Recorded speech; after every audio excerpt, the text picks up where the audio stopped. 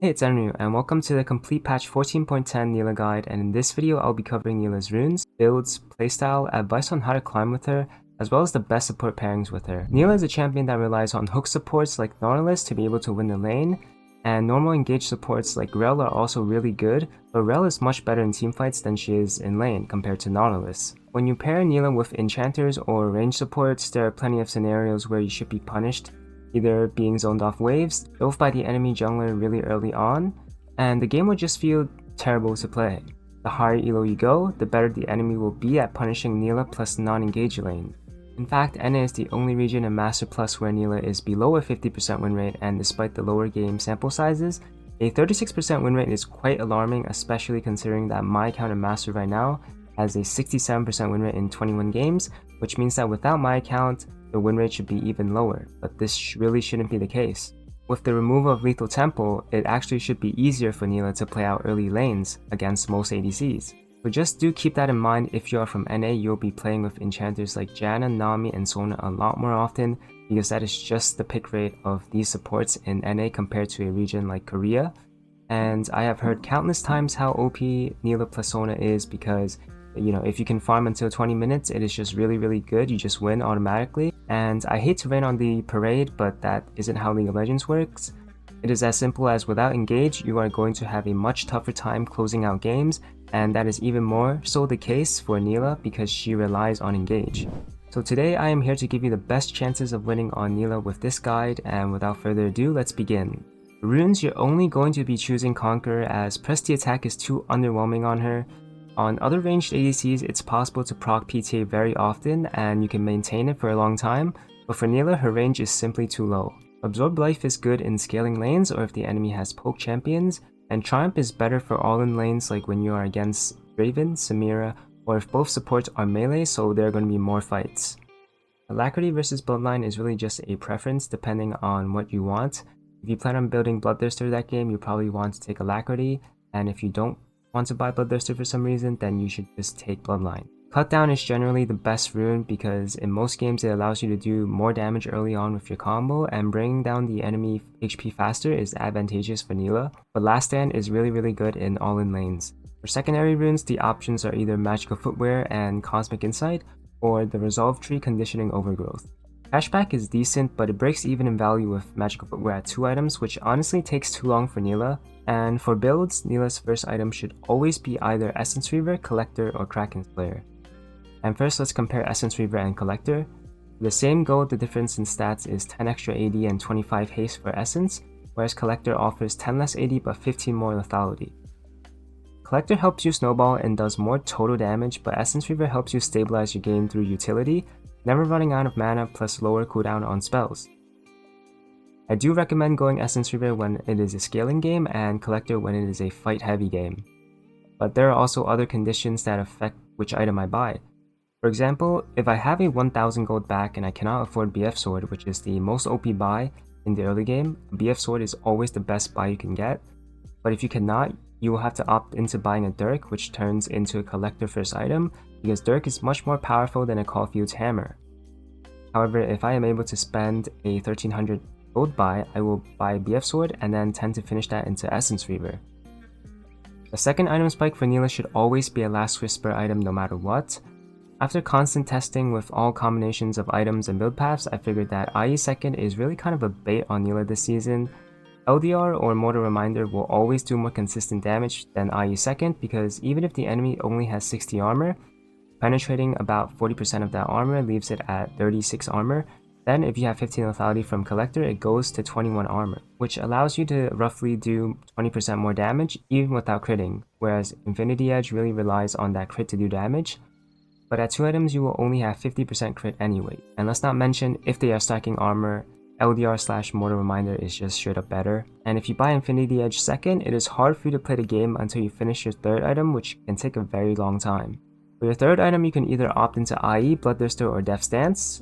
IE is just for pure damage and crit, and Bloodthirster is the option that I've been running the most in my game's third, simply because it is very good for Nilah's survivals, since she becomes a drain tank at 3 items. It might seem troll to stay at 50% crit, but you must remember that in past seasons, a 3 item spike for ADC is 60% crit, and a 3 item spike this split Even with only 2 crit items, you're already at 50% crit. To me, it is more important to buy an item that will ensure your survival on top of giving you 80 AD versus more crit damage when you already have enough damage from your build. Trust me when I say this, with the 2 item spikes, you will be able to clear any frontline, but without Bloodthirster, you may not survive a Kesante. Death Stance is very good third only when the enemy are full AD, and yes, Death Stance passive plus the armor really helps you against getting bursted. But in all other situations, Bloodthirster is better than Death Stance. Then for the rest of your build, you are going to want to build full crit, so probably something like IE plus Yuntao, since Yuntao is the best last item for most ADC champions at 100% crit. I will likely explain the Kraken build in a future video because I am still experimenting with it, but it is very viable in games versus melee comps. And as for your playstyle, it generally depends on the game, but there's a general formula for playing Nilah that will give you the most success. Take Barrier if you plan on fighting a lot early on, Cleanse for enemy CC, or if you think the enemy will take Exhaust. For example, versus Yasuo and Karthus, those 2 champions generally take Exhaust in the bot lane, or you can take TP if the lane is very AFK scale, for example, it's a double enchanter matchup, or if the enemy ADC is a mage. Regardless of matchup, you can't realistically kill the enemy as Nilah unless their summoner spells are already down. So more often than not, you will have to bait the enemy into fighting by auto-trading and saving your dashes. Do not dash in until the enemy are at least half health, that is when you have enough damage and distance to kill them even if they do flash. So the first fight or sequence in lane will always be trying to burn the enemy summoner spells somehow. Then if the enemy commit to the fight, then you have the option of killing them. Then while their summoner spells are down, you take advantage of that and keep fighting. Alternatively, you can also wait for the enemy to miss position, then take advantage of that to burn their summoner spells.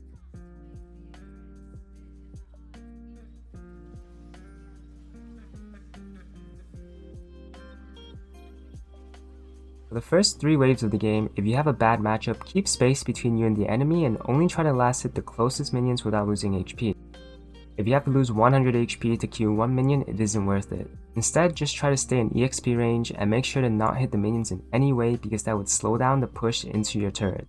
If possible, if the enemy walk past your wave, let them hit you once for free to make your minions hit the enemy, therefore letting the wave push into your turret faster. However, you must keep your HP high for the first 3 waves because that will determine whether or not you can kill the enemy at level 3. This also determines whether or not you can survive a dive if the enemy chooses to dive you. If you lose too much HP, you will end up standing under your tower until your first base, which at that point your lane is pretty doomed. It is important that you try to keep your support in lane with you so you take advantage of Nilah's passive as much as possible. There are too many scenarios where my supports roam for no reason and we end up not getting level 6 much sooner than the enemy. This ruins the lane because it is very easy to set up dives with your jungler if you have 2 more ultimate abilities than the enemy. You will also need to learn how to play against enemy dives because it will happen very often and Nilah is one of the best champions to outplay dives because of her W. Always focus the person that is tanking the tower first and try to avoid standing together with your support so they cannot layer AoE CC onto the both of you. And during the mid to late game, you are going to want to choose between playing fights like an ADC or an assassin. If you choose to play like an ADC, you are playing front to back of your team because your team has other ways to reach the enemy carries. And all you need to do is take care of the enemy frontline.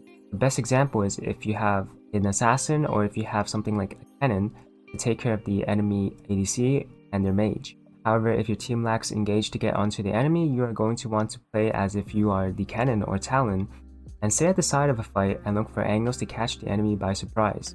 Whether it is staying out of vision in a bush or waiting for the enemies to use their CC abilities first, you must try and get as many people in your R combo for the best team fight. During this process, it will mean that you will have to first determine the targets you want to ignore and the targets you must go for.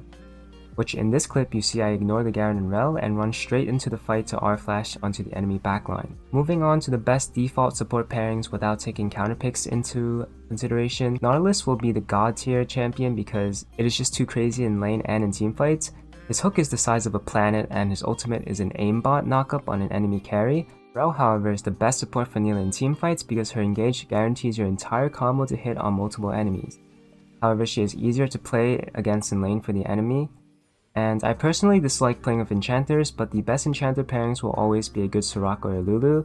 And by that I mean a Soraka or Lulu that stands in front during the early game and actually trades HP with the enemy to buy space for you to farm and fight. That is all I have for this video, and I hope it cleared up any confusions or questions that you have for Nilah on patch 14.10. But if you do have any more questions, please feel free to leave them down below in the comments below. Thank you so much for watching, and if you enjoyed the video, make sure to leave a like and subscribe for the algorithm, and I'll see you in the next video.